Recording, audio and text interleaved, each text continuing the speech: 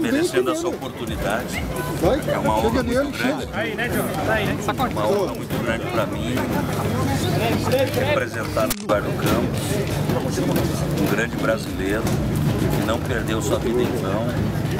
Nós vamos honrar esse legado do nosso presidente Eduardo, que começou a trajetória para mudar o Brasil, começou a mobilização no país para que o Brasil mude para melhor, deixe de ser refém da velha política, do troca-troca, da rifa que se faz do poder público sem que os serviços melhorem para o povo.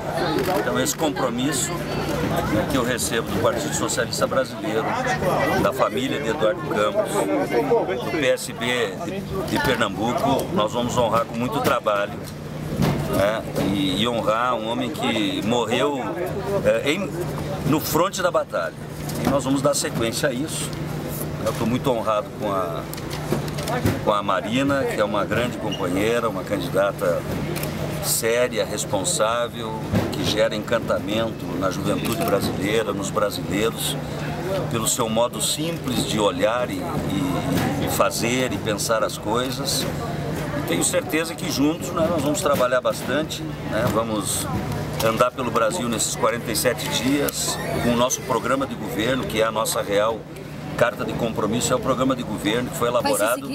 Vai ser seguido 100%. Esse é o programa de Eduardo Campos e Marina, agora é o programa de Marina e Beto Albuquerque. E esse será a nossa bandeira, os compromissos, não as promessas daqueles que já foram governo e não cumpriram, ou daqueles que são, depois de 12 anos, continuam prometendo melhorar as coisas. Nós queremos assumir compromissos com a nova política, e, acima de tudo, pactuar com a sociedade uma nova forma de fazer política. Eu acho que a Marina representa isso, dá sequência ao legado de Eduardo Campos, que lamentavelmente nos deixou tragicamente, e nós estamos tendo a maturidade suficiente, no pouco prazo de tempo que temos, para assimilar essa perda e honrá-lo nesse trabalho que estamos começando a partir de hoje. Seja no desenvolvimento econômico, no planejamento e na fazenda nem se fala, na área de infraestrutura nós temos que escolher os bons. O governo Marina, assim como seria o governo Eduardo Campos, será um governo com os bons e não com a velha política de trocar voto no Congresso em troca de fatias do Estado.